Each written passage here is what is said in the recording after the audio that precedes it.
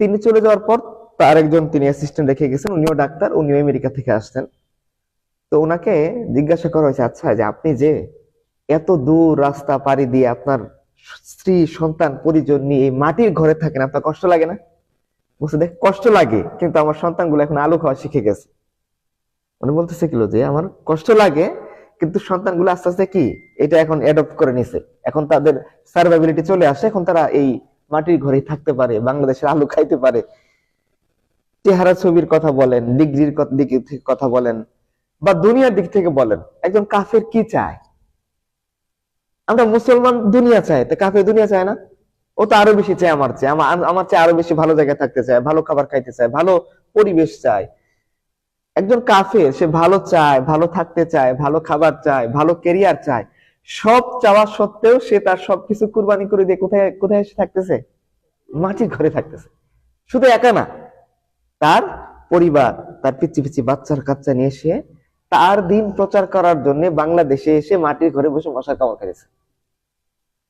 আর আমাকে যদি বলা হয়, বললাম মুসলমান, আমি দুনিয়া চাই না, আমি আল্লাহর চাই, আল্লাহর জন্য মশার কামড় খাইতে প্রস্তুত না। কামান তো বহুত দূরের কথা, গুলি বহুত দূরের কথা, এগুলো তো অনেক পরের কথা। যে আল্লাহর জন্য আমি একটা মশার কামড় খাইতে প্রস্তুত না। যে আমার একটা কাজ যদি আমাকে দেওয়া হয়, যেখানে বন জঙ্গলে গিয়ে দাঁড়ায় থাকতে হবে, মানুষকে দাওয়াত দিতে হবে, পারবো না। রিস্ক আমি নিতে পারবো না, ক্যারিয়ার আমি কুরবানি করতে পারবো না। আমার জীবন কোনো কারণে যদি আমি পদক্ষেপ নেই, ইন ফিউচারে যদি আমার নাম গোয়েন্দাদের নামে লেখা থাকে, আমি এটা যেতে পারবো না। তাহলে বলেন, তাহলে পার্বত্য চট্টগ্রাম তারা দখল করবে না আমরা দখল করবো? তারা দখল করবে। উত্তরাঞ্চলে তারা প্রভাব বিস্তার করবে না আমরা প্রভাব বিস্তার করব? তারা প্রভাব বিস্তার করবে। তারা তাদের সুখ, তাদের সম্পদ, তাদের জীবন, তাদের দেশ, তাদের কমফোর্ট জোন সবকিছু কোরবানি করে কোথায় আসছে? জঙ্গলে আসছে, প্রত্যন্ত গ্রামে। আমি একবারে যে মধুপুরে গেলাম, আমার বাসা জামালপুরে। মধুপুরের একটা মানে মধুপুর আর জামালপুর হচ্ছে পাশাপাশি লাগানো। জামালপুর দিয়ে হেঁটে হেঁটে মধুপুর যাওয়া যাওয়া, হেঁটে হেঁটে মধুপুর দিয়ে জামালপুর আসা যায়। তো ওইখানে মানে একেবারে প্রত্যন্ত গ্রাম, ধরেন হাঁটতে হাঁটতে রাস্তা শেষ, হাঁটতে হাঁটতে ইলেকট্রিসিটি শেষ, সভ্যতা শেষ। ওইখানে গিয়ে দেখা গেল একটা বৃদ্ধাশ্রম, রাবার বাগান, রাবার বাগানের পাশে হলো বৃদ্ধাশ্রম। জঙ্গলে বৃদ্ধাশ্রমের কি দরকার? পরে আমি জিজ্ঞাসা করলাম ওই এলাকার এক ভাইয়ের, যে জঙ্গলের মধ্যে বৃদ্ধাশ্রম কেন? বললো যে অলরেডি এইখানে যারা খ্রিস্টান হয়েছে তাদের বুড়ারা যাতে ইন ফিউচারে বিপদে পড়লে, মানে ধরেন পরিবার থেকে যদি তাদেরকে বের করে দেয়, তাদের পরিবারের সদস্যরা, তারা যাতে বৃদ্ধাশ্রমে আশ্রয় নিতে পারে, যেন তারা আগে বৃদ্ধাশ্রম বানায় রাখছে। কতটা অ্যাডভান্স চিন্তা দেখছেন? যে একজন তাদের দিন কবুল করছে, এখন সে বিপদে পড়তে পারে না, তার জন্য তারা আগে ব্যাকআপ রেখে দিচ্ছে। এখনো কিন্তু বৃদ্ধাশ্রমে মানুষজন নাই, কিন্তু বানায় তারা রাখছে, যদি কেউ চায় সে উইলিংলি এখানে এসে ফ্রিতে তাদের সেবা, সুস্থতা, ট্রিটমেন্ট, থাকা, বাসস্থান, খাবার দাবার সব সে ফ্রিতে নিতে পারে যদি কেউ চায়। ইভেন ওইখানে যে কোনো মুসলমানও গিয়ে থাকতে পারবে, শুধু খ্রিস্টান না। মানে যে কেউ চাইলে উইলিংলি কি করতে পারে? তাদের বৃদ্ধাশ্রমে গিয়ে আশ্রয় নিতে পারে। বলেন তো, আমাদের মুসলমানদের কোন পদক্ষেপ আছে এই এলাকার মধ্যে? ধরুন এলাকার অসহায়, গরিব, দুস্থ এসে সে ওই ঘরে থাকতে পারবে? আছে কোন ঘর? আমরা পার মান্থ যে পরিমাণ টাকা শুধুমাত্র ধরেন এই যে ট্রিটের পিছনে নষ্ট করি, ট্রিট দেয় না, মামা ট্রিট দাও, দোস্ত ট্রিট দাও, এই ট্রিটের টাকাগুলো জড়া করলে তো 1 বছর জড়া করলে আমরা এরকম একটা ঘর বানাইতে পারতাম না? আমরা করি। আমাদের কি টাকার অভাব? টাকার অভাব না, আমাদের মানসিকতার অভাব। আচ্ছা, আপনারা যারা বিসিএস দিচ্ছেন আমাকে বলেন তো দেখি, বাংলা ভাষার প্রথম ব্যাকরণ কে লিখছেন? কে কে বললো এই কথা? ইংরেজ না, নো, রাজা রামমোহন। বলেন। হইতেছে না, আপনারা কেউ বিসিএসসি পাস করবেন না, ফেল সব। মনো এল দা আসুম পাসাও করছেন না? সে ডাচ ছিল, পর্তুগিজ। সে সম্রাট আওরঙ্গজেবের আগে পরের সময়ে সে এই দেশে আসছে, এসে দেখে যে তার তো দরকার কি, সে তো এই দেশে কেন আসে? ব্যবসা করতে? না, মিশনারি তো ব্যবসা করতে আসে না। মিশনারিদের মূল টার্গেট কি থাকে? খ্রিস্টান মিশন, খ্রিস্টান ধর্ম প্রচার করবে, এই মিশন নিয়ে সে বিভিন্ন দেশে যায়। তো তারা যখন এই দেশে আসলো, প্রথম পর্তুগিজ মিশনারিরা বাংলাদেশে বা এই ভারতবর্ষে প্রথম, হিন্দুস্তান প্রথম তারা আসে। তো তারা এসে দেখে যে এই যে বাংলা রিজিয়ন, এই বাংলা ভাষার লিখিত কোনো ব্যাকরণ নেই। এখন তারা তো বাইবেল তর্জমা করবে, কারণ খ্রিস্ট ধর্ম প্রচার করবে, বাইবেল দিয়েই তো প্রচার করবে। এখন ব্যাকরণ নিয়ে কি করা যায়? ও চিন্তা করলো সমস্যা নেই, ব্যাকরণ আমি লিখবো। সে এসে স্টাডি করে ব্যাকরণ লিখলো। এই ব্যাকরণ ছাপানোর মুদ্রণ যন্ত্র এই হিন্দুস্তানে নাই। সে পর্তুগিজ থেকে, ডাচ, ডেনমার্ক থেকে সে এই বই ছাপায় এনে বাঙালিকে শিখালো, নিয়ে তুই তোর ব্যাকরণ শিখ। আচ্ছা বলেন, এই যে বলেন রাজা রামমোহন, এগুলো তো অনেক পরের মানুষ। সর্বপ্রথম বাইবেল অনুবাদ করছেন কে? William Carey. Fort William college, মনে পড়তেছে এখন ইতিহাস? ফোর্ট উইলিয়াম কলেজ কে স্থাপন করছেন? ফোর্ট উইলিয়াম কলেজের প্রধান শিক্ষক ছিলেন এই উইলিয়াম ক্যারি। উইলিয়াম ক্যারি কে ছিলেন? পাদ্রী ছিলেন, খ্রিস্টান মিশনারি। যেমন আমাদের ধর্মে আলেম আছে না, দায়ী আছে না, ও হলো তাদের ধর্মের দায়ী। এখন এখন বুঝতে পারছেন? সে আসছে ব্যাকরণটা এখন কিছু অল্প বিস্তর বাইবেল অনুবাদ, এখন তার টার্গেট হলো পুরো বাইবেল সে অনুবাদ করবে। কিন্তু মনোয়েল দে আসোপাসাও কিন্তু ওই যে নেথি ব্রেসি হালহেট, এদের ব্যাকরণ যথেষ্ট না, কারণ এদের ব্যাকরণ পরিপূর্ণ না। তো তারা চিন্তা করলো তারা বাংলা ভাষা নিয়ে আরো বেশি ইন ডিপ স্টাডি করবে। এই জন্য তারা একটা ইনস্টিটিউট করলো। তার তার কি ছিল ওইটা? Fort William college. পরবর্তী এটার মূল টার্গেট ছিল কি? ইংরেজদেরকে বাংলা শেখানো। তার প্রধান অধ্যাপক হিসেবে নিযুক্ত হয়েছেন উইলিয়াম ক্যারি। 1900 সালে শ্রীরামপুর মিশন, 1901 সালে ফোর্ট উইলিয়াম কলেজ, 1904 সালে তারা বাইবেল অনুবাদ করে ফেলছে। এত মোটা Bible, old testament, new testament দেখছেন না, নতুন নিয়ম পুরাতন নিয়ম, এখনো কেরিয়ার বাইবেলে অনুবাদটা পাওয়া যায়। আমার বাসায় একটা আছে, 1974 সালে পাবলিশ করা, এত মোটা একটা বাইবেল, কেরিয়ার অনুবাদ করা। 1901 সালে তারা কলেজ দিল, 1904 সালে গিয়ে বাইবেল অনুবাদ করে ফেলল। 1907 সালের মধ্যে বাইবেল পাবলিশ করে পৃথিবী বাংলা অন্তর ছড়াই দিল। বাংলার ব্যাকরণ নেই, ওদের চিন্তা নেই, ওরা মাথা খাটিয়ে পড়াশোনা করে বাংলার ব্যাকরণ শিখলো। এদেশে মুদ্রণ যন্ত্র নেই, তাদের চিন্তা নেই, তারা তাদের দেশ থেকে ছাপিয়ে এনে বাংলা ভাষার ব্যাকরণ বিতরণ করলো। বাংলা ভাষার স্ট্রাকচার ওয়ে নেই, তারা এটা শেখার জন্য, এটাকে ছড়ানোর জন্য নিজেরা কলেজ দিল, নিজেরা চর্চা করলো, নিজেরা পরিশ্রম করে বাংলা ভাষার শিখে বাংলার ব্যাকরণ রচনা করে বাইবেল তর্জমা করে ফেললো। তাহলে তাদের ডেডিকেশনের মাত্রাটা কি লেভেলের আপনারা কি চিন্তা করছেন? যে একটা ভাষার ব্যাকরণ নাই, তাদের এই নিয়ে মাথা ব্যথা নাই। ব্যাকরণ আমরা শিখবো, আমরা লিখবো, আমরা বাঙালিকে শিখাবো বাংলা কিভাবে পড়তে হয়, আমরা বাঙালিকে শিখাবো বাংলায় ব্যাকরণ কিভাবে রচনা করতে হয়, কিভাবে বাংলায় বই অনুবাদ করতে হয়। এর আগে তো অনুবাদ শাস্ত্র এরকম মানে শক্তিশালী লেভেলে ছিল না, তারা আসার পর এটাকে খুব শক্তিশালী করছে। এটা কেন করছে? শুধুমাত্র তাদের ধর্ম প্রচারের জন্য। কিসের জন্য? খ্রিস্ট ধর্ম প্রচার করে। এই ধরেন, এই যে আপনারা জঙ্গলে দেখেন অনেক ফাদার আছে না, বিদেশ থেকে আসা, বড় বড় চার্চের মধ্যে থাকে। বলেন তো, একজন আমেরিকানের জন্য, একজন ব্রিটিশ নাগরিকের জন্য ব্রিটেন ছেড়ে আমেরিকা ছেড়ে জঙ্গলে থাকা কঠিন না? আপনার জন্য তো কঠিন, আপনি বাংলাদেশের নাগরিক, আপনি থাকতে পারেন না মশার কামড়ের কারণে। জোকের যোগ ধরে কিনা সেই ভয় পান, আপনি পান না?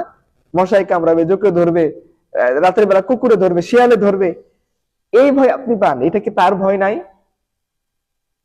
তার তো লাইফেরও রিস্ক, জীবনের ভয়, কোন সময় না কোন সময় কি তারা আবার কত করে ফেলে। এত রিস্ক নিয়ে, এত টেনশন নিয়ে, এত কুরবানি করে তারা যদি তাদের ধর্ম প্রচার করতে পারে ডেডিকেশনের সাথে, আমরা কেন আমাদের ধর্ম নিয়ে কাজ করতে পারবো না? বলেন তো দেখি আমাকে। তাহলে আলটিমেট খ্রিস্টান মিশনারিরা খ্রিস্ট ধর্মকে যতটা আপন মনে করে, যতটা ভালোবাসে, যতটা কুরবানি করার জন্য তারা প্রস্তুত, আমরা আমাদের দিনকে ততটা ভালোবাসি না, ততটা স্নেহ করি না, ততটা কুরবানি করার জন্য প্রস্তুত না। শুধু মুখে মুখে, শুধু ফেসবুকে আমরা স্ট্যাটাস দিব, বাস্তবে আমরা আমাদের দিনের জন্য কেউ কাজ করতে প্রস্তুত? পার্বত্য চট্টগ্রামে যাবেন, বিশ্ববিদ্যালয়, এই যে আপনাদের এখানে 25টার মতো চার্চ, ইয়েতে যাবেন, মধুপুরে যাবেন, 16-17টার মতো চার্চ, মানে যেখানে একটা গ্রাম, প্রত্যন্ত মসজিদ মাদ্রাসা তেমন কিছু নেই, 16-17টার মতো চার্চ তাদের ওইখানে। পার্বত্য চট্টগ্রামে আপনারা যারা গেছেন দেখছেন, ওইখানে ইলেকট্রিসিটি নেই, কিন্তু তারা নিজেরা সোলার প্যানেল দিয়ে আলাদা ইলেকট্রিক সিস্টেমের ব্যবস্থা করে ফেলছে। কেন করে ফেলছে? যাতে তারা তাদের ধর্মের অনুসারীদের জন্য একটা কমফোর্ট জোনের ব্যবস্থা করে। মিশনের প্রথমে সে কি করে বলেন তো? প্রথমে তারা একটা প্রাইমারি স্কুল খোলে, একটা হাই স্কুল খোলে, এরপরে কি করে? একটা হসপিটাল দেয়, এরপরে মানুষজনকে জমাইতে থাকে। সে ফাঁদ পেতে 1-2-4 দিন অপেক্ষা করে না, সে 1-2-4-5 বছর পর্যন্ত অপেক্ষা করে। শিকার আসতে থাকে, শিকার ধরতে থাকে, বুঝাইতে থাকে যে দেখো, তোমার খ্রিস্টান হওয়ার দরকার নেই, তুমি জাস্ট ইসাই মুসলমান হয়ে যাও। কি হও? মুসলমান থাকো, আমার আপত্তি নাই, কিন্তু কি মুসলমান হবা? ঈসাই মুসলমান হবা। খালি বিশ্বাস করো যীশু খ্রিস্ট তোমার পাপের জন্য, যীশু খ্রিস্ট তো বলে না, বলে ঈসা আলাইহিস সালাম, যে ঈসা আলাইহিস সালাম তোমার পাপের জন্য মারা গেছে, জাস্ট তুমি এই বিশ্বাসটা করো, আর ঈসা আলাইহিস সালাম আল্লাহর পুত্র, বাস এতটুকু বিশ্বাস করো, আর তোমার আর কিছু করা লাগবে না। তুমি নামাজ পড়ো, রোজা রাখো, কবর দাও, যা খুশি তা করো, দাঁড়িয়ে দাঁড়িয়ে দাঁড়িয়ে বড় আছে থাকো, জাস্ট এই দুইটা বিশ্বাস তুমি গ্রহণ করো, আর তুমি ঈসাই মুসলমান হয়ে যাও। বিনিময়ে কি পায় তারা? টাকা পায়, 16-17 হাজার করে টাকা দেয়, পিচ্চি বাচ্চাকে পর্যন্ত দেয়, ফ্রিতে ট্রিটমেন্ট দেয়, চিকিৎসা সেবা দেয়। নটরডেমে দেখবেন যে খ্রিস্টানদের জন্য আলাদা একটা কোঠা আছে না, অনেক স্কলারশিপও তারা দেয়। তো এই যে এতগুলো সুযোগ সুবিধা দিয়ে রাখছে, ফ্যাসিলিটি দিয়ে রাখছে, কেন? ফাঁদ পেতে রাখছে কেন? তাদের ধর্মে মানুষকে নিয়ে যাওয়ার জন্য। এই যে তারা এতটা ডেডিকেশনের সাথে, এতটা কষ্ট করে, এতটা কুরবানি করে বনে জঙ্গলে ঘুরে বেড়াচ্ছে কেন? তাদের ধর্ম প্রচার করার জন্য। তাদেরও লাইফের রিস্ক আছে, তাদেরও পরিবার আছে, তারা কাফের, তাদেরও কমফোর্ট জোন আছে, তাদেরও ইচ্ছা করে বউ বাচ্চা নিয়ে একটু মজ মাস্তি করতে, একটু ঘুরে বেড়াইতে। এই যে তারা যায় না জীবনে, মন চাইলেও কোথাও যায় না, মন চাইলেও তারা মজ মাস্তি করে না, মন চাইলেও গাড়ি দিয়ে ঘুরে না, যদিও তাদের টাকা পয়সা আছে, তারা ঝিম ধরে একটা এলাকার মধ্যে, একটা জঙ্গলের মধ্যে, একটা প্রত্যন্ত অঞ্চলে পড়ে থাকে, কিসের জন্য? শুধুমাত্র তাদের দিন প্রচারের জন্য। তাহলে দেখেন এটা আমাদের জন্য কতটা লজ্জার বিষয় যে একজন খ্রিস্টান তার দিনের প্রতি যতটা ডেডিকেটেড, আমি মুসলমান আমার দিনের প্রতি ততটা ডেডিকেশন আমার নেই। আমার দিনকে আমি মহব্বতই করি না, আমার দিনকে আমি ভালোবাসি, দিনকে আমি ফিলই করি না। এই দিনকে মনে হয় ব্যাকডেটেড, মূল্যবিদের জিনিস, অনেক হাজার বছর আগের একটা জিনিস, এটা এখন চলে না, এখন আমাকে আপডেট করতে হবে, এই সেই অনেক কিছু। আল্লাহর নবীকে কি হিন্দুরা বেশি গালি দিছে এই দেশে, না মুসলমানদের পোলাপানরা বেশি গালি দিছে? কত দেখি।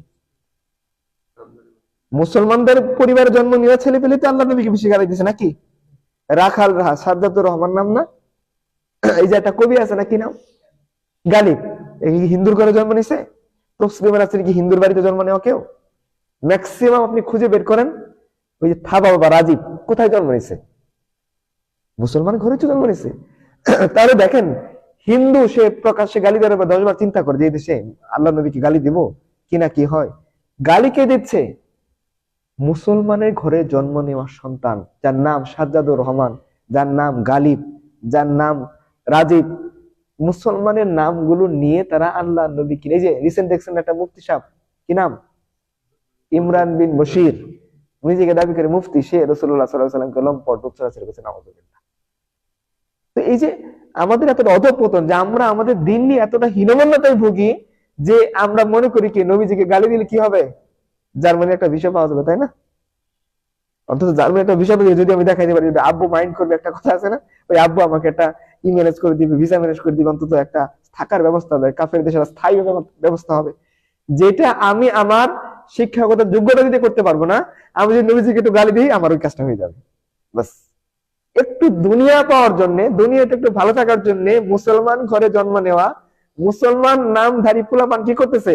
ইসলাম কিনে ব্যঙ্গ করতেছে, নবী সাল্লাল্লাহু আলাইহি ওয়াসাল্লাম কিনে গালিগালাজ করতেছে, আমাদের আয়েশা কিনে গালিগালাজ করতেছে, আল্লাহকে গালি দিয়েছে। দেখছেন না, চ দিয়ে গালি দিয়েছেন আল্লাহকে, রাখালটা পড়ছে না কবিতাটা, চ দিয়ে গালি দিয়েছে, আল্লাহকে গালি দিয়েছে, সে কোনো দ্বিধাবোধ করে নাই।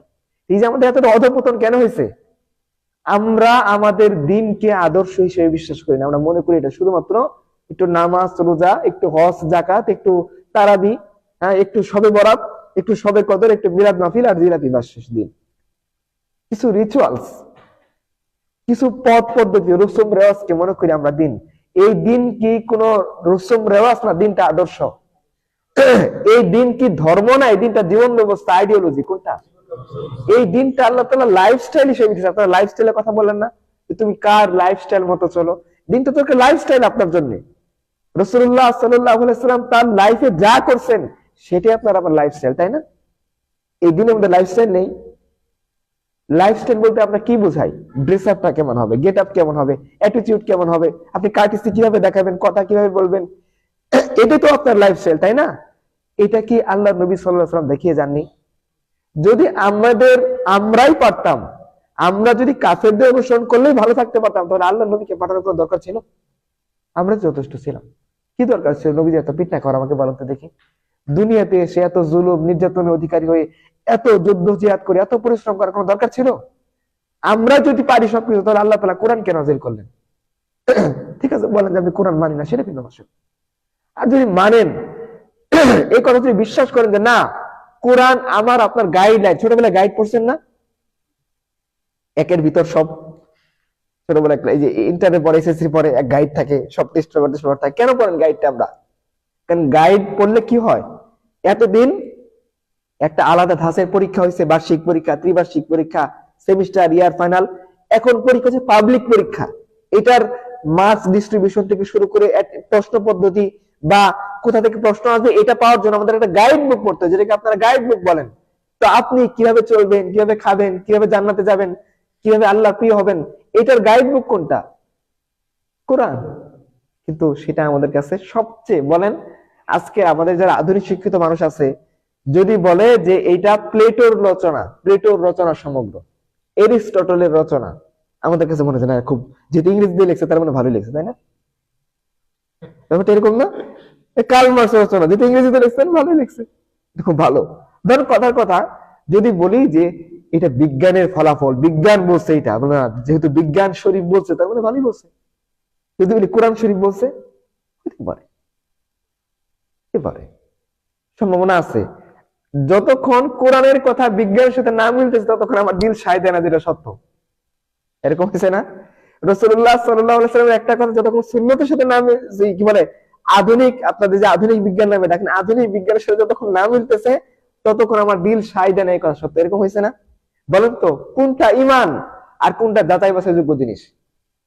রাসূলুল্লাহ সাল্লাল্লাহু আলাইহি ওয়াসাল্লামের হাদিস হলো ঈমান, এটাকে আপনাকে প্রমাণিত হয়ে গেলে নির্দ্বিধায় বিশ্বাস করতে হবে। আর বিজ্ঞান হলো কি? হাইপোথিসিস জিনিস, যাচাই বাছাই, পরীক্ষা নিরীক্ষার সুযোগ এখানে আছে। আপনি ওইটাকে মনে করেন কি স্ট্যান্ডার্ড, আর এটাকে মনে করেন কি এটা পরিবর্তনের সুযোগ আছে। মিললে গ্রহণ করতে হবে, না মিললে কোরআন সুন্নাহ গ্রহণ করা। তাহলে পৃথিবীর মধ্যে আল্লাহ আমাদের, কোরআনের একটা নাম কি বলেন তো? ফুরকান। কি? সূরা ফুরকান আছে না?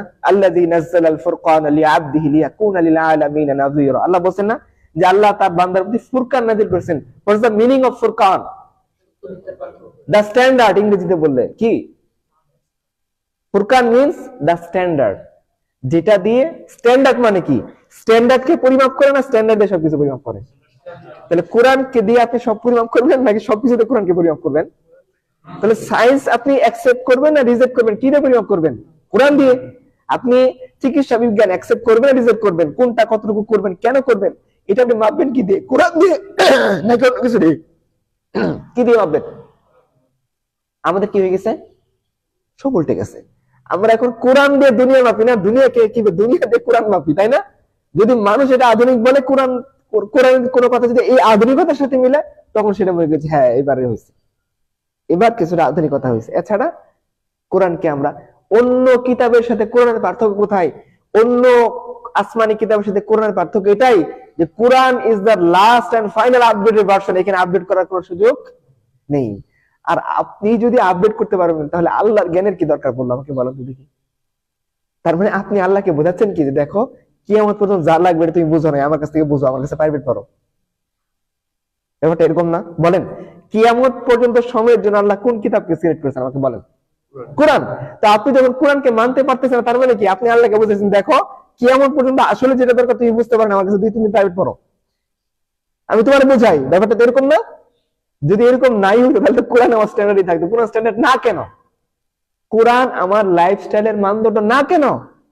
কারণ আসলে আমি কোরআনকে এখনো ওই লেভেলে কিতাব মনেই করি না। মনে করি এটা এডিট করা যায়, এখানে সম্পাদনা, সংযোজন, বিয়োজন এটা করা যায়। এটা কি আসলে সুযোগ আছে? দেখেন, পুরো মানব জাতির যে জ্ঞান, আল্লাহ এটাকে কি বলছেন জানেন? ওমা উতিতুম মিনাল ইলমি ইল্লা কলিলা। যে দেখো, পুরো মানব জাতি আদম আলাইহিস সালাম থেকে নিয়ে কিয়ামত পর্যন্ত যে মানুষটা আসবে, সমস্ত মানুষের জ্ঞানকে যদি একসাথে করা হয়, আল্লাহ বলতেছেন সমস্ত মানুষের জ্ঞান হচ্ছে আল্লাহর তুলনায় তুচ্ছ। তাহলে বলেন, অসীম জ্ঞানের অধিকারী কে? আল্লাহ। কোনো কিছু ঘটার আগেই এই ব্যাপারে কে জানেন? আমাকে আপনাকে বানানোর আগেই কে জানেন যে আমি আমি কোন দিন কোন কাজ করব? আল্লাহ জানেন। তাহলে সেই আল্লাহকে আপনি প্রাইভেট পড়াবেন? নাউজুবিল্লাহ। না, আপনি আল্লাহর কাছে পড়বেন? আপনি আল্লাহকে দর্শ দেবেন না, আপনি আল্লাহ তাআলার কিতাবের দর্শে বসবেন? আমরা কি করতেছি? উল্টাই দিছি যে আল্লাহ তুমি আমার কাছে পড়ো। অথচ আল্লাহ কি বলছেন, দেখো সমগ্র মানব জাতির জ্ঞান আল্লাহ বলতেছে আমার তুলনায় খুবই তুচ্ছ, তোমরা কিচ্ছু জানো না। কি জানি আমরা, বলেন তো দেখি। আমার কথা আপনি তো মৌলবী মানুষ, আপনি বললেন না, ঠিক আছে, তাহলে আমরা বিজ্ঞান শরীফের জিজ্ঞাসা করি যে বিজ্ঞান শরীফ তুমি কি কি জানো। বিজ্ঞান একটা শব্দ আছে ডার্ক ম্যাটার, আপনারা জানেন? এখন স্যার জানেন ডার্ক ম্যাটার মানে কি? কৃষ্ণ, ডার্ক ম্যাটার মানে হলো ওটা সম্পর্কে কেউ কিছু জানে না। ডার্ক ম্যাটার কত পার্সেন্ট ডার্ক ম্যাটার বলেন তো? 95% বেশি, কেউ বলছে 96, 95। বিজ্ঞান বলতেছে দেখো এই ইউনিভার্স, বিজ্ঞান তো ইউনিভার্স হিসেবে বিশেষ করে না, ওরা তার প্রথম আসমান দ্বিতীয় আসমান এইভাবে মাপে না। হ্যাঁ, ওরা প্রোটোস্ফিয়ার, ওই যে আয়নোস্ফিয়ার এইভাবে মাপে, কিন্তু ইসলামের যে বিষয় ওটা তো তারা বিশ্বাস করে না, তাই না? এখন বলেন, বিজ্ঞান বলতেছে যে আমরা যে ইউনিভার্সের কথা বলি, ইউনিভার্সের মধ্যে কি কি আছে? পৃথিবীর চেয়ে সূর্য কত গুণ বড়? 1.5 লক্ষ গুণ বড়। সূর্যের চেয়ে একটা তারকা কত গুণ বড়? তারকার চেয়ে মিল্কি ওয়ে গ্যালাক্সি আরো বড় না? হেলির ধূমকেতু অনেক বড় না? তো এই যে বিষয়গুলো, এগুলো সব মিলিয়ে হলো একটা ইউনিভার্স, তাই না? বিজ্ঞান বলতেছে ইউনিভার্স। বিজ্ঞান বলছে দেখো এই ইউনিভার্সের জ্ঞান যদি 100% হয়, মাত্র 4 থেকে 5% আমরা জানি, বাকিগুলো ডার্ক ম্যাটার, যেটা সম্পর্কে আমাদের কোনো জ্ঞান নাই। আমি বলিনি, কে বলছে? বিজ্ঞান শরীফ, কোরআন শরীফের কথা বলছে। কোরআন শরীফ তো মজা লাগে না, ঠিক আছে, কোরআন শরীফ বাদ, বিজ্ঞান শরীফের কথাই মানে। বিজ্ঞান শরীফ বলতেছে কি, যে পৃথিবীর জ্ঞান যদি 100% হয়, এর মধ্যে 95 অথবা 96% ডার্ক ম্যাটার, যেটা সম্পর্কে আমার আগা মাথা কোনো ধারণা নেই, আমি জানি 4 to 5%। বিজ্ঞান বলতেছে। আর এরপরে আপনি যদি আরো জানেন, প্রথম আসমানের পরে দ্বিতীয় আসমান, তৃতীয় আসমান, চতুর্থ আসমান, পঞ্চম, ষষ্ঠ, সপ্তম, কুরসি, আরশ, এর ঊর্ধ্বে আল্লাহ, জান্নাত, জাহান্নাম, হাউজে কাউসার, কত কিছু পড়ে আছে। Is the beyond of human perception. মানুষ এটা পারসেপ্ট করতে পারবে না, আন্দাজ করতে পারবে না, এত কিছু আল্লাহ তাআলা রেখে দিয়েছেন। তাহলে যিনি এত কিছু বানাইছেন তাকে আপনি প্রাইভেট করাবেন? কিভাবে সম্ভব? এই সাহস আমার হইলো কিভাবে? আপনি বলবেন যে আমার তো এরকম সাহস হয় নাই, তাহলে আপনি যে কোরআনকে স্ট্যান্ডার্ড হিসেবে বাদ দিয়েছেন, এটাই মিন করে যে আপনার সাহস আছে। আপনার অনেক সাহস ভাই, আপনি অনেক সাহসী। আমাদের ওরকম সাহস হয়ে সারে নাই। আল্লাহ কাছে দোয়া করি আল্লাহ এরকম সাহস আমাদের কখনো না দেখে, যে যে আল্লাহকে পড়াইতে যায়, দেখো আল্লাহ তোমার এখানে এইটা দরকার ছিল, তুমি বুঝতে পারো নাই, তোমার এখানে এডিট করা দরকার ছিল, একটু সম্পাদনা করা দরকার ছিল, অথবা কিতাব পাঠানোর আগে আমাদের কাছে পাঠাইতা, আমরা গ্রুপ স্টাডি করে একটু এডিশন করে দিতাম, তারপরে তুমি নাজিল করতে আস্তে আস্তে, তাই না? ব্যাপারটা এরকম ছিল না? আমরা আল্লাহকে এটা বুঝে দেখেন, আপনি গুনাহগার হন, কোনো সমস্যা নেই, আল্লাহ মাফ করে দিবেন। কিন্তু আপনি যদি আল্লাহকে পড়াইতে যান, আল্লাহর কিতাব এডিট করতে যান, আপনি যদি মনে করেন ইসলামটা ব্যাকডেটেড, বাস আল্লাহ মাফ করবেন। কারণ কি? আপনি আল্লাহর জ্ঞানের মধ্যে প্রশ্ন করছেন। যে ব্যক্তি আল্লাহর জ্ঞান নিয়ে প্রশ্ন করে সে মুসলমান থাকতে পারবে? পারবে না। সুকৌশলে আমরা ইসলাম থেকে দূরে সরে যেতেছি। ইসলাম মানে শুধুমাত্র নবী রাসূলকে গালিগালাজ করে ইসলাম থেকে দূরে সরে যাওয়ার ব্যাপারটা এরকম না। আপনি যদি আল্লাহর জ্ঞান নিয়ে সন্দেহ করেন, আপনি ইসলাম থেকে দূরে সরে যাবেন। আপনি যদি ইসলামকে মনে করেন যে কি বিজ্ঞান দিয়ে ইসলামকে মাপবেন, বিজ্ঞান চর্চা করা দোষের কিছু না, এটা আবার ভুল বুঝেন না আমার কথা। বিজ্ঞান চর্চা করা দোষের কিছু, বিজ্ঞান পড়বেন, বিজ্ঞানী হবেন, সায়েন্টিস্ট হবেন, রিসার্চার হবেন, ইসলামে কোনো বাধা নেই।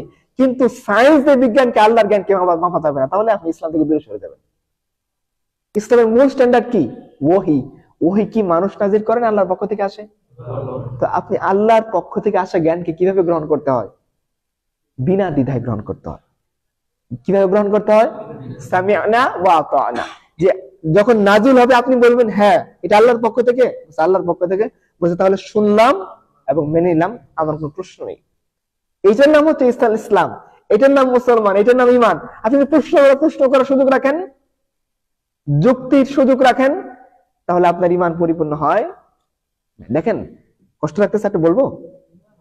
আচ্ছা, আবু বকর রাদিয়াল্লাহু তাআলা আনহুকে আবু জেহেল এসে বললো কি, দেখো তোমার ফ্রেন্ড মুহাম্মদ কি বলতেছে জানো? বলছে কি? বলছে ও নাকি এক রাতে মক্কা থেকে বাইতুল মুকাদ্দাস গেছে, ওইখান থেকে প্রথম আসমান, দ্বিতীয় আসমান, তৃতীয় আসমান, আরশে আজিম, আল্লাহর সাথে কথা বলে আবার রাতের মধ্যে চলে আসছে। এটা কি সম্ভব?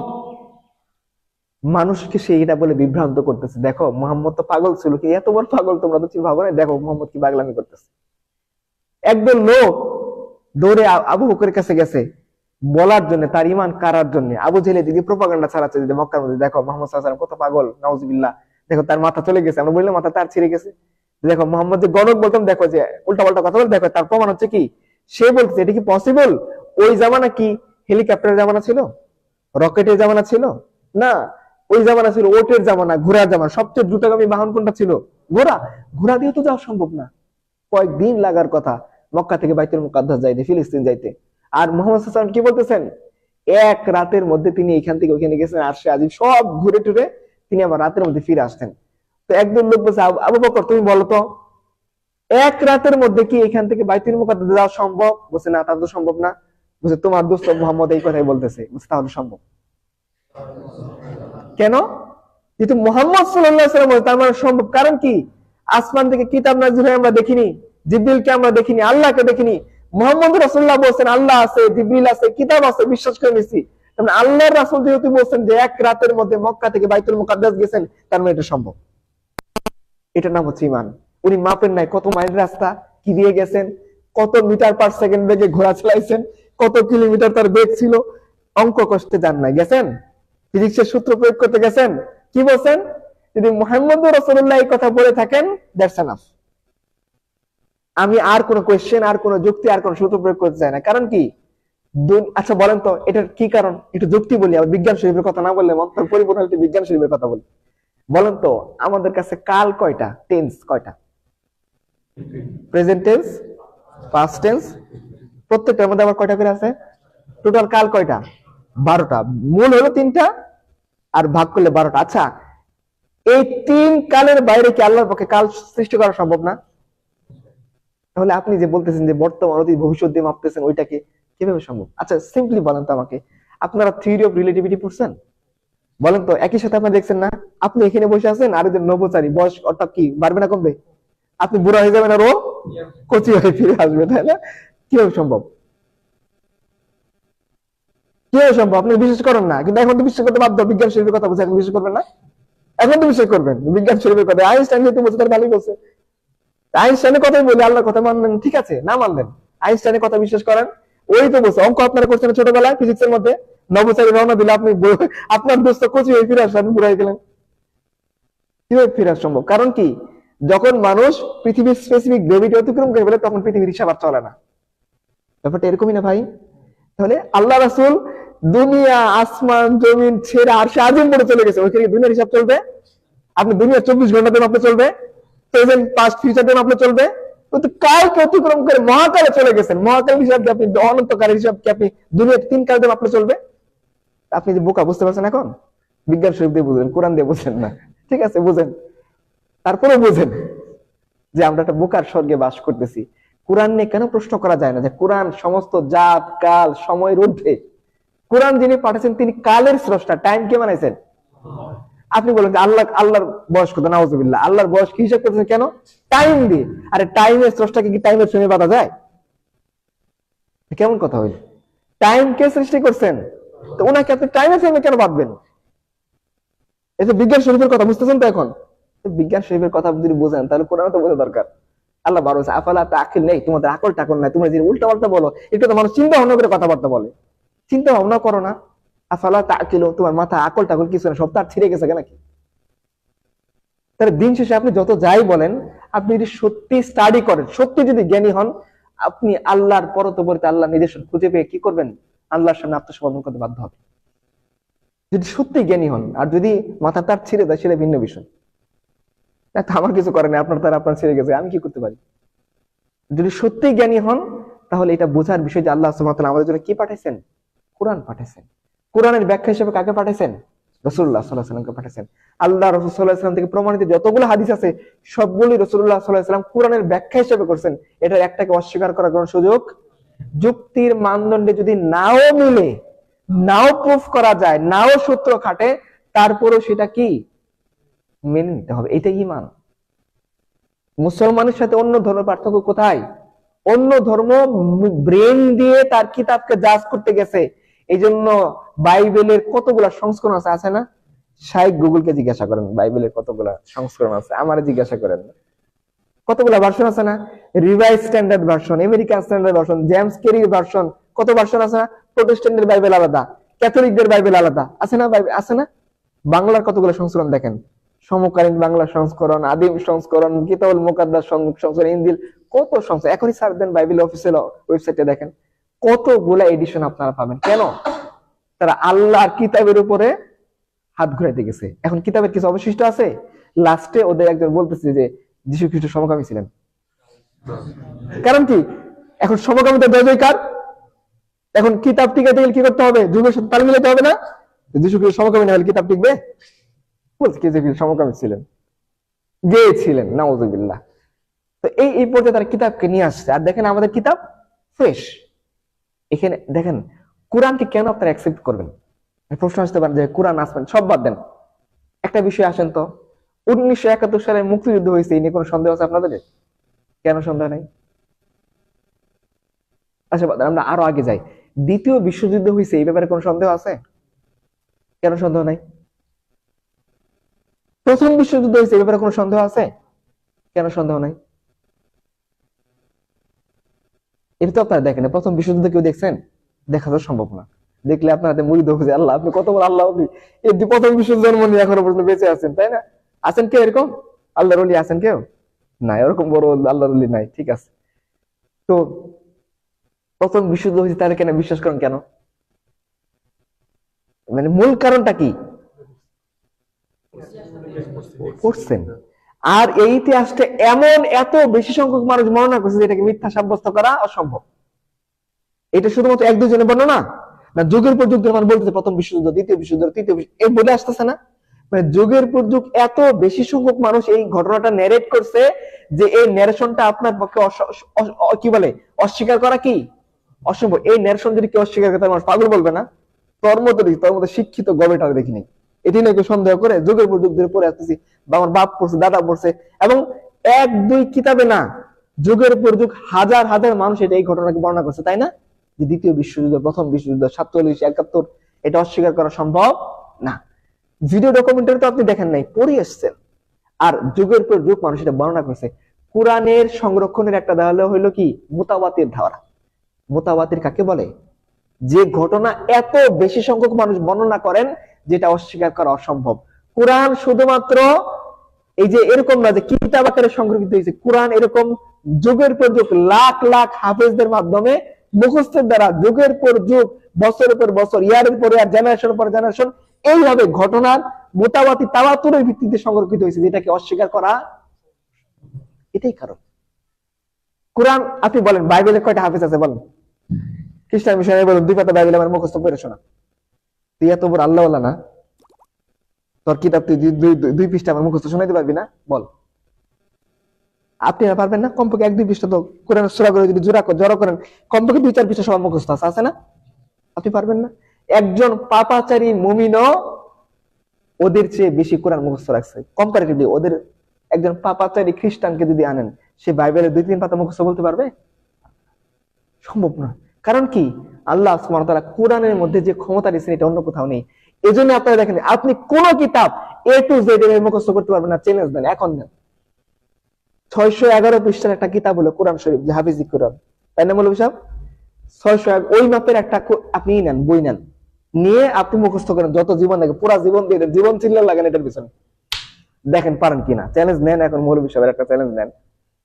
আর আমি আপনাকে 7-8 বছরের বাচ্চাকে দিয়ে একটা চ্যালেঞ্জ অ্যাকসেপ্ট করাই, ওরে 611 পৃষ্ঠায় কোরআন শরীফ তুলে দিব, আপনাকে 611 পৃষ্ঠা বিজ্ঞানের থিওরি তুলে দিব, দেখি আপনি 10 বছর পরে আসবেন, ও 2 বছর পরে আসবে, দেখি কে মুখস্থ শোনাইতে পারে। চ্যালেঞ্জ নেন, ওপেন চ্যালেঞ্জ। পারবেন কেউ? কই, হ্যাঁ আসেন, চ্যালেঞ্জ নেন। এটা তাই না? তোরা তো জেনজি, গেনজি নাকি জেনজি, দেখ একটা চ্যালেঞ্জ দেন, নেন। কে কে নেবেন? পারবেন? কেন পারবেন না? কারণ এইটাও প্রমাণ করে এটা আল্লাহর কিতাব, এটা আল্লাহর কোরআনের মুজিজা, যেটা A to Z এভাবে মুখস্থ রাখা যায়, যেটা অন্য কিতাব এভাবে A to Z মুখস্থ রাখা। যেমন কমা, দাড়ি, সেমিকোলন পড়ছেন না? কোরআনের মধ্যে কমা, দাড়ি, সেমিকোলন আছে না ভাই? ওয়াকফ কি? এটাই তো, কমা, দাড়ি, সেমিকোলন কোথায় কম থাকবে। আর এটা এরকম না। আচ্ছা, আমরা কি বাংলা পড়তে গেছি না, করা লাগে যে আমি তোমাকে ভালোবাসি, এরকম আছে, পড়া লাগে? কোথাও একালে 2-4 টান আছে, আপনি পড়ে যান। কিন্তু কোরআন মাজিদের মধ্যে 1 আলিফ টান আছে, 2 আলিফ টান আছে, 3 আলিফ আছে, 4 আলিফ আছে, গুন্না আছে, ওয়াজিব আছে, মাদ আছে, ইকফা আছে, ইজহার আছে, কত কিছু আছে না? সমস্ত রুলস সহ কোরআন মুখস্থ শোনাইতে পারবে আলহামদুলিল্লাহ। আপনি অন্য কোন কিতাব এরকম রুলস সহ, মাখরাজ সহ, টান, জের সহ, ওয়াকফ সহ, তারপরে কি সেমিকোলন, কমা, দাড়ি সহ কোন কিতাবে A to Z আপনি মুখস্থ কেউ আছেন কোন ইতিহাসের মধ্যে নাই। যত বড় খ্রিস্টান মিশনারি হোক, সে বাইবেলের 10 পাতা একটা মুখস্থ বলতে পারবে না। পারবে? আপনি হিন্দুদের বড় বড় পণ্ডিত দেখছেন সামনে কিতাব রেখে রেখে পড়ে, কারণ কি সংস্কৃত মন্ত্র মুখস্থ থাকে না, বুঝতে পারছেন, পারে না। আর হুজুরা যে মিলাদ মাহফিল পড়ায়, হুজুরা যে তারাবি পড়ায়, হুজুরা যে জানাজা পড়ায়, কিতাব দেখে দেখে পড়ায় না দেখে পড়ায়? এটাও ইসলামের মুজিজা। আপনারা বুঝতে চান না, এটা এখন প্র্যাকটিক্যাল তো বুঝতেছেন। এই জন্য আমাদের কাজ কি করে? ইসলামকে ছেড়ে দেন, ইসলামকে আঁকড়ে ধরে থাকা। আল্লাহর কিতাবকে ব্যাকডেটেবল এডিশন করা, আল্লাহকে প্রাইভেট পড়ানো, নাউজুবিল্লাহ। নাকি আল্লাহর কাছে আল্লাহর কিতাবের দর্শে বসে নিজে প্রাইভেট পড়া? তো আমাদের ইসলাম হচ্ছে আল্লাহর দেওয়া জীবন ব্যবস্থা, এটাকে কোনো সন্দেহ করার কোনো সুযোগ নেই। পৃথিবী পাল্টে যাবে, যুগ পাল্টে যাবে, ইসলাম সময় হবে। যেমন আপনারা উইলিয়াম হান্টিংটন একটা বই বলছেন, দ্য ক্লাশ অফ সিভিলাইজেশন, ওখানে সে কি বলছে? বলছে দেখো, ইন ফিউচারে গিয়ে পশ্চিমের সাথে একটা সভ্যতারই টক্কর লাগবে, সেটা কি? ইসলাম। কেন? সমস্ত সভ্যতা তার সমহিমা স্বকীয়তা হারাই ফেলছে। এডিশন হইতে হইতে যুগের পর যুগ সংস্কার করতে করতে ওই সভ্যতার স্পিরিট নষ্ট হয়ে গেছে, ওই সভ্যতার মূল মন্ত্র নষ্ট হয়ে গেছে। একমাত্র ইসলাম হচ্ছে সেই সভ্যতা, সেই সিভিলাইজেশন যে তার মূল স্পিরিট, আদি স্পিরিট, তার যে আসল স্ট্রাকচার, আদি ও আসল মাতৃভান্ডার, দেখছেন না সব জায়গায় এক জায়গায় নিউ আদি ও আসল মাতৃভান্ডার, আদি ও আসল। ইসলাম সত্যিকার অর্থে আদি এবং আসল চরিত্র কে ধরে রাখছে? ইসলাম। আর সমস্ত ধর্ম কি হয়ে গেছে? বিকৃত হয়ে গেছে। আপনারা তো জানেন বৌদ্ধ ধর্মের মধ্যে কোনো মূর্তি পূজা ছিল না? ছিল? গৌতম বুদ্ধ কোন মূর্তির পূজা করছেন বলেন? পূজা করছেন? কারণ গৌতম বুদ্ধের প্রচারিত ধর্মের মধ্যে ঈশ্বরের কোনো ধারণা নেই, আছে স্রষ্টার কোনো ধারণা নেই। মূর্তি পূজা তো অনেক দরকার। মূর্তি পূজা কেন আসলো তাদের এখানে? হিন্দু ধর্মের সংস্পর্শে থেকে এডিশন করতে করতে তাদের মধ্যে কি আসছে? মূর্তি পূজা আসছে। আসলে মূল বৌদ্ধ ধর্মের মধ্যে কোনো ধরনের ঈশ্বর নাই, স্রষ্টা নাই, ক্ষুধা নাই, কি বলে ঈশ্বর লেস একটা ধর্ম হচ্ছে কি। তারা বুদ্ধের পূজা কেন করতেছে? বুদ্ধ তো বলে দেন পূজা করতে। যীশু খ্রিস্ট কি কোথাও বলছেন যিশুর মূর্তি পূজা করার কথা? তাহলে ওরা কেন পূজা করতেছে? খ্রিস্ট ধর্ম যখন রোমে ঢুকলো, রোমানরা কে ছিল? মূর্তি পূজারী ছিল।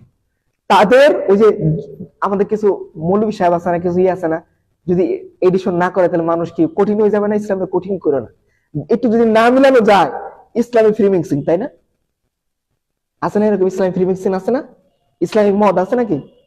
ইসলামিক গাঞ্জা খাইলে চলবে না? সবকিছু আগে ইসলামী লাগালে হবে না? চলবে না। এডিশন করার কোনো সুযোগ নেই। আর ওরা কি করছে? এডিট করছে, বারবার এডিট করতে করতে কি হয়েছে?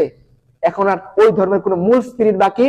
এই জন্য পশ্চিমের এই বিশাল সভ্যতার সাথে, এই ক্ষমতাবান দাপটশালী সভ্যতার সাথে একমাত্র কে টক্কর দিতে পারে? উইলিয়াম হান্টিংটন বলছেন একমাত্র ইসলাম দিতে পারে। কেন? ইসলাম এখনো তার ওই স্পিরিটটা ধরে। এবং আপনারা দেখছেন না, বলেন সব বাদ দেন, নেটোর কতগুলা দেশ মিলে আফগানিস্তান আক্রমণ করেছিল বলেন? 17টা দেশ মিলে। কতটা দেশ? 17টা দেশ তার অস্ত্র গোলাবারুদ নিয়ে কোথায় আক্রমণ করছে? অশিক্ষিত, আনপড়, মূর্খ, আপনাদের পরিভাষায়, আসলে তো মূর্খ না, বোঝানোর জন্য বললাম। পৃথিবীর পরিভাষায় তারা হলো কি? পিছিয়ে পড়া জাতি, হ্যাঁ, আর কি প্রান্তিক জনগোষ্ঠী, আর কি কি বলে না, তারা খুব আধুনিক, স্মার্ট স্মার্ট লাগে শুনতে, যেটা ইংরেজিতে বলছে ভালোই বলছে, এরকম আর কি। তো এই জনগোষ্ঠী আনকালচার, গেও, এই জনগোষ্ঠীকে আক্রমণ করছে পৃথিবীর সভ্যতার সবচেয়ে উঁচুতে যারা আছে, এরকম 17টা দেশ। কারা নাকান চোবানি খাইছে? পৃথিবীর 17টা দেশ নেই আনকালচার, আনপড়, এই মূর্খ গেওরা, কারা? 17টা দেশ নাকানি চোবানি খাইছে। কি কেন নাকান চোবানি খাইছে? এটাও যে ইসলামের মুজেজা, এটাও যে ইসলামের শক্তি, এটাও যে আল্লাহর দিন যে সত্য, এটা বুঝে আসেন আপনাদের? বলেন, নেতানিয়াহু যখন গাজায় আক্রমণ করে, সে বলছিল না 3 মাসের মধ্যে গাজার সবকিছুকে একবারে ধূলিসাৎ করে ফেলবে। এখন সে বন্দি বিনিময় চুক্তি করতেছে কেন? 17-18 মাস পরে কেন? ওদের মার্কাভা ট্যাঙ্ক আছে না ভাই? মার্কাভা ট্যাঙ্ক কত দাম জানেন? $3.5 বিলিয়ন। মার্কাভা ট্যাঙ্ক কি গাজাতে এসে ধ্বংস হইতেছে না? ওদের আয়রন ডোম ছিল না? বলছে আমাদের আয়রন ডোম এত শক্তিশালী, একটা পাখিও এই আয়রন ডোমকে ফাঁকি দিয়ে ইসরায়েলে প্রবেশ করতে পারবে? বলেন, গাজার দুস্থ, অসহায়, নির্যাতিত মানুষের নিক্ষেপ করা মিসাইল এই আয়রন ডোমকে ভেদ করে আঘাত আনতেছে না? এটা ইসলামের শক্তি, আপনারা বোঝেন না? একটা লাস্ট এক্সাম্পল দিই, কথা শেষ করে দিই। দেখেন, আবু জেহেল রাসূলুল্লাহ সাল্লাল্লাহু আলাইহি সাল্লামকে আক্রমণ করার জন্য কি করছে বলেন? আল্লাহ রাসূল দেখেছে মেরে ফেলবে, সমস্ত প্ল্যান নিয়ে হাজির না। সে প্রথমে কি বলছে দেখো, একজন মারলে তো সমস্যা, বনু হাশিম গোত্র কি বলবে, আমরা রক্ত মূল্য চাই, ওরে কতল করে বলবে। কিন্তু একটা কাজ করি কি, শয়তানের মাথায় তো অনেক শয়তানি বুদ্ধি কিলবিল কিলবিল করে। আর আরেকটা ইয়ের কথা, মজার কথা হইলো, ওই পরামর্শ সবাই শয়তান নিজে উপস্থিত ছিল, সে সব তদারকি করতেছিল যাতে কোনটা 19-20 না হয়। তার প্ল্যান কি, মোহাম্মদ সাল্লাল্লাহু আলাইহি ওয়াসাল্লামকে মৃত্যু পর্যন্ত নিয়ে যাবে। সে বুদ্ধিজীবীর বেশ ধরে, ওই যে মুচ্ছা বুদ্ধিজীবীর নাম কি, ঘাদানির সভাপতির নাম কি, আরে শাহরিয়ার কবির, ওরকম শাহরিয়ার কবিরের বেশ ধরে সে ওইখানে বসে আছে আর তদারকি করতেছে কোন প্ল্যান যাতে যে কোনো মূল্যে সে ওই প্ল্যানে নিয়ে যাবে, যে রাসূল সাল্লাল্লাহু আলাইহি ওয়াসাল্লামকে মারতে হবে, এই প্ল্যানে নিয়ে যায়। প্রথম প্রস্তাব দিছে যে চলো একটা কাজ করি, আল্লাহ মুহাম্মদকে আমরা সাল্লাল্লাহু আলাইহি সাল্লাম ঘরের মধ্যে বন্দী করে রাখি, বাইরে যেতে দিব না। বলছে তুমি কয়দিন বন্দী করে রাখবো, শয়তান কইতেছে কয়দিন বন্দী করে রাখবা, 1 দিন 2 দিন 4 দিন 5 মাস, তার তখন তার গোত্রকে ছাড়ে নেবে না কথা, তার তো চিন্তারই বিষয়। নেক্সট প্ল্যান বলো, এই প্ল্যানে কাজ হবে না। তখন বলতেছে একটা কাজ করি, মোহাম্মদকে ছেড়ে দিই, ও যেখানে খুশি পৃথিবী যে প্রাণে চলে যাক। বলছে বলো তো এখন তোমরা মোহাম্মদকে ভয় পাও? ভয় পায়। ভয় না পেলে তার মিথ্যা ট্যাগ দেওয়া লাগে কেন? আমি বলি কেন ভয় পায়, ওরা ইবনে মাসউদকে পাঠাইছে আল্লাহ রাসূল সাল্লাল্লাহু আলাইহি সাল্লামকে বোঝানোর জন্য যে তুমি তো বুদ্ধিজীবী। ও ছিল অনেক বড়, সলিমুল্লাহ খান ও তার একটা বড় বুদ্ধিজীবী, তারা পাঠাইছে দেখো আমাদের মধ্যে তুমি কি একমত মোহাম্মদ সাল্লাল্লাহু আলাইহি ওয়াসাল্লাম কথা বলতে পারো, আমরা কথা বলতে পারি না, তুমি যাও। ও গিয়ে বলছে যে মোহাম্মদ দেখো কি শুরু করলো এটা, আমাদের অন্তত কাঁপে, কখন জানি তোমার ওর সাথে আমাদের মধ্যে কালো ফেলাই দেয়, তাই না? ওই যে তৌহিদি জনতা বলে, এই কারণে তৌহিদি জনতা কখন জানি খেপে যায়, কি একটা অবস্থায় সব বাংলা করে দিয়ে পরে। থামাও, চাচা আপনার কথা শেষ? বলছে হ্যাঁ শেষ। রাসূলুল্লাহ সাল্লাল্লাহু আলাইহি ওয়াসাল্লাম তখন কোরআন কারীম থেকে তাকে শোনাচ্ছেন, পড়তে পড়তে এই পর্যন্ত গিয়ে বলছেন দেখো তোমরা যদি আমার দাওয়াতকে অস্বীকার করো, অ্যাকসেপ্ট না করো, আদ এবং সামুদ জাতির উপর যে আযাব আসছে তোমাদের উপর আযাব আসবে। এই ওরা আল্লাহ আল্লাহ কোন আর কোন ধর, এখনই আমার এমনি ডরাইতেছে আর তুমি আমার হুমকি দিতেছো, আলটিমেটাম দিতেছো, কারণ ওরা জানে কি রাসূলুল্লাহ সাল্লাল্লাহু আলাইহি ওয়াসাল্লাম যে আলটিমেটাম দেন সেটা সত্যি পরিণত হয়। মুখে চলে আল্লাহ আর কোন চলে গেছে, তখন তোর হার্টবিট করতেছে। আবু বলছে কি ব্যাপার, আপডেট কি? আপডেট হলো ও অনেক কিছু কইছে, আমার কিছু মনে নাই, খালি মনে যে আলটিমেটাম দিছে আজ সামুদ্রে জীবন আমরা শেষ হতে হবে। আবু বলছে তুই পাইল না কথা খবর, ওরও হার্টবিট বেশি হয়েছে। এখন কি করবে, প্ল্যান বলো। প্ল্যান এ তো কাজ করলো না, প্ল্যান বি কি? প্ল্যান বি হইলো মোহাম্মদকে ট্যাগ দিতে হবে। ঠিক আছে, কি কি ট্যাগ দেওয়া যায়? প্রথম বলছে আমরা বলবো কবিতা রচনা করে। এই বেটা তুই রবীন্দ্রনাথ, নজরুল, বঙ্কিমচন্দ্রের লেখা পড়ছস না, বল এটা কোরআনের সাথে মিলে, বলেন আপনি বলেন। আমারও পড়ানো যা হয় আর আপনি কোরআনের সাথে মিলবে, জীবনে কোনোদিন মিলবে? আপনি যদি কেউ বলে রবীন্দ্রনাথ থেকে ইন্সপায়ার্ড হয়ে হুজুরা কোরআন দেখছে, আপনি বিশ্বাস করবেন? কখনো বিশ্বাস করবেন না।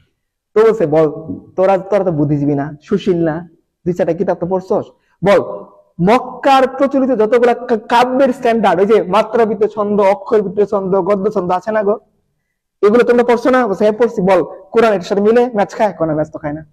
তাহলে যে কথা তুই বিশ্বাস করছো না জনগণ খাবে।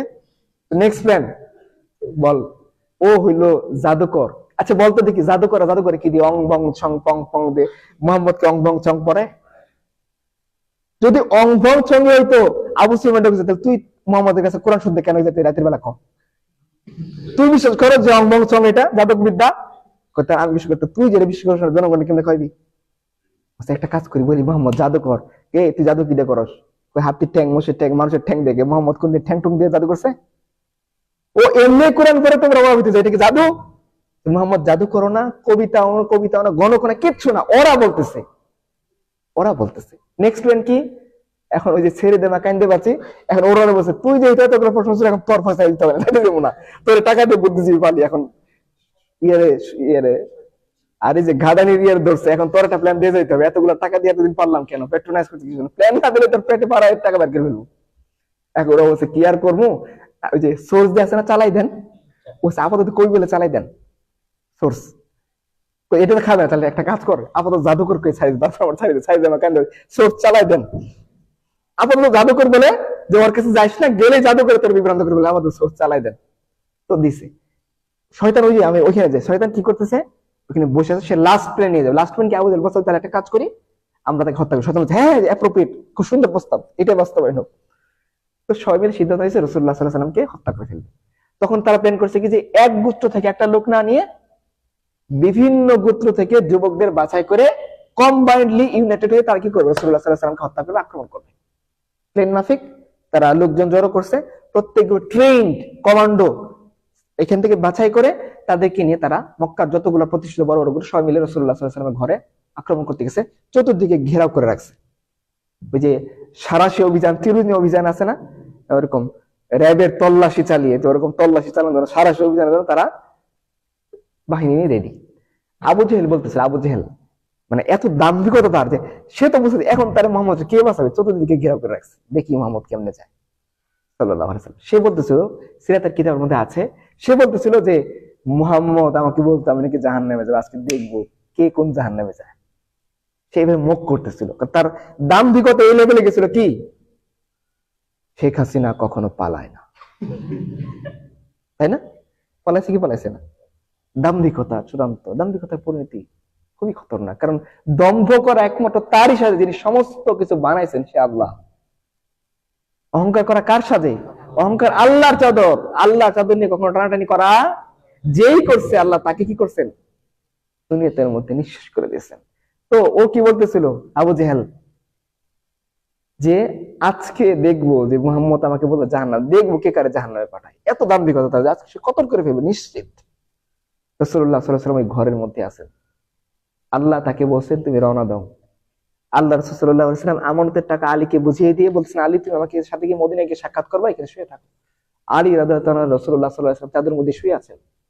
আল্লাহ রাসূল সাল্লাল্লাহু আলাইহি ওয়াসাল্লাম বের হইছেন, কোরআন শরীফের সূরা ইয়াসিনের একটা আয়াত পড়ে ফু দিয়েছেন। আল্লাহ সুবহানাহু ওয়া তাআলা প্রত্যেকটা ধুলিকে কাফেরের চোখে চোখে পৌঁছায় দিয়েছেন, টিয়ার শেলের মতো। রাসূলুল্লাহ সাল্লাল্লাহু আলাইহি ওয়াসাল্লাম কাফেরের সামনে দিয়ে মদিনায় চলে গেছেন, কাফেররা তার চেহারাও দেখতে পায়। এখানে দাঁড়ায় ছিল, ফোর্স নিয়ে ঘেরাও দিয়ে সারাশি চিরিন অভিযান পরিচালনা দাঁড়ায় ছিল commander in chief lieutenant general Abu Jahl ওইখানে উপস্থিত। সে চোখ করছে এত এক মুষ্টি বালু। রাসূলুল্লাহ সাল্লাল্লাহু আলাইহি ওয়াসাল্লাম সূরা ইয়াসিনের একটা আয়াতে ফু দিয়েছেন, এক মুষ্টি বালু প্রত্যেকটা কাফেরের চোখে চোখে পৌঁছেছে, টিয়ার শরীরের চোখ, তার চোখ বন্ধ হয়ে আসতেছে, একটাও চোখ কসলাচ্ছে। রাসূলুল্লাহ সাল্লাল্লাহু আলাইহি ওয়াসাল্লাম তাদের সামনে দিয়ে মদিনাতে চলে গেছে। এটা আল্লাহর ক্ষমতা। কার ক্ষমতা? সে আল্লাহ আছেন না, ছুটি নিয়ে পাকিস্তান চলে গেছেন, আছেন না? সে আল্লাহ চিরঞ্জীব, চিরস্থায়ী। ওই আল্লাহ আমাদের জন্য ইসলাম পাঠিয়েছেন। তাহলে আমরা ইসলাম এডিশন করবো না ইসলামটা মেনে নিব? আল্লাহ তার জ্ঞান দিয়ে যেটা কল্যাণ করে মনে করছেন ওইটাই আমাদের জন্য পাঠিয়েছেন। আমরা আল্লাহকে কল্যাণ না শিখাই যে আল্লাহ এটা দিলে ভালো হইতো, আল্লাহ জানতেন এরকম নাউজুবিল্লাহ, এরকম না। তাহলে আমাদের কাজ কি? আমাদের কাজ হচ্ছে ইসলামটাকে আমাদের লাইফস্টাইল বানিয়ে ফেলা। কারণ কি, ইন ফিউচারে, আবার উইলিয়াম হান্টিংটনের কথা চলে আসেন, কথা শেষের দিকে চলে যাক, যে ইন ফিউচারে ইসলাম হতে যাচ্ছে ইন ফিউচারের বিজয়ী সভ্যতা। ইন ফিউচারে কে লিড দিবে পৃথিবীকে? ইসলাম লিড দিবে। তাহলে আগে আপনি বিজয়ী সভ্যতার অন্তর্ভুক্ত থাকবেন না পরাজিত সভ্যতার অন্তর্ভুক্ত থাকবেন, এটা আপনার বিষয়। তবে ইসলাম আজকে হোক কালকে হোক সে বিজয়ী সভ্যতার অন্তর্ভুক্ত হবে ইনশাআল্লাহ। আর ইসলাম একাই হবে। এখন আপনার বিষয়, আপনি ইসলামের সঙ্গ দিবেন না আপনি কাফেরের সঙ্গ দিবেন, এটা আপনার বিষয়। ইসলাম বিজয়ী হবেই, হয় আপনাকে নিয়ে অথবা আপনাকে অন্য কেউ ইসলামকে বিজয়ী করবে। ইসলাম বসে থাকবে না আপনার আমার জন্য, বসে থাকবে। আল্লাহ তাআলা আমাদের সবাইকে কথাগুলোকে বোঝার এবং আমল করার তৌফিক দান করুন। আর অন্তত এতটুকু যাতে আমাদের লজ্জা হয় খ্রিস্টান মিশনারিদের দেখে, যে ওদের দিন তো আল্লাহ পাঠান নাই, ওরা নিজেরা এডিশন করতে করতে করতে করতে এই পর্যায়ে আসছে। তারা যদি তাদের দিনের জন্য এত বেশি ডেডিকেটেড থাকতে পারে, তাহলে আল্লাহ যে দিন পাঠাইলেন সেই দিনের অনুসারীরা কেন ডেডিকেটেড থাকবে না? কেন তার দিন মানতে শরম লাগবে? কেন কেন তার দাঁড়িয়ে রাখতে শরম লাগবে? বলেন তো, পৃথিবীর মধ্যে সবচেয়ে সুদর্শন মানুষ কে ছিলেন? তার চেহারায় দাড়ি ছিল না ভাই, দাড়ি রেখেই তো তিনি সুদর্শন। সুবহানাল্লাহ। তখন দাড়ি কেটে সুদর্শন হইতে হবে কেন? তার মানে বোঝা গেল আপনি আপনার দিন নিয়ে হীনমন্যতায় ভোগেন, আইডেন্টিটি ক্রাইসিসে ভুগতেছেন।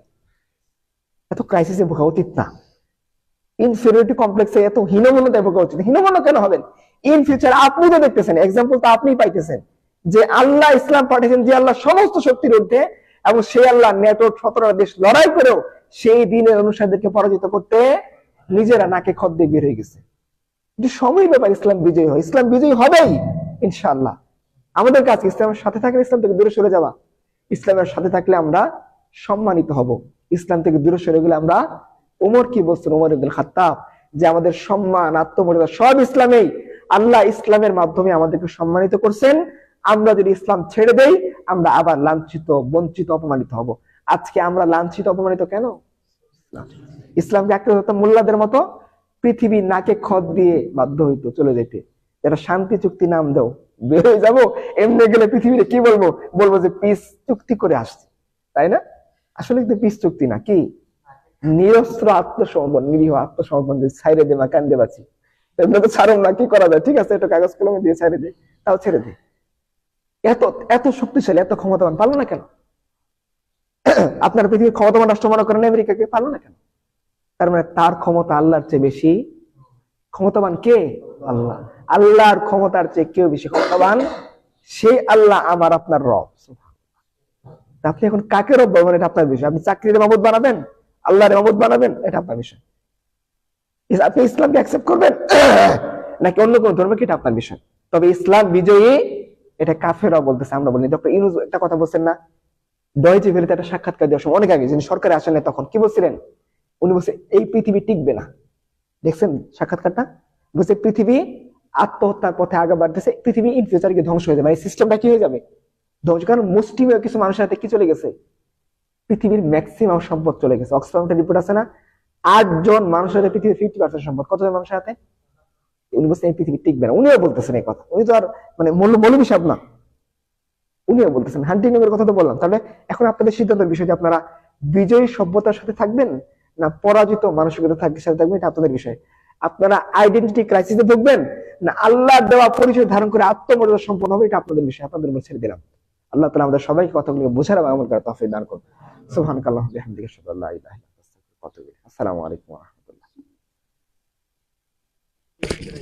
হ্যাঁ, বলতে পারেন, কারো কোনো প্রশ্ন থাকলে বলতে পারেন। জি, না থাকলে নেই।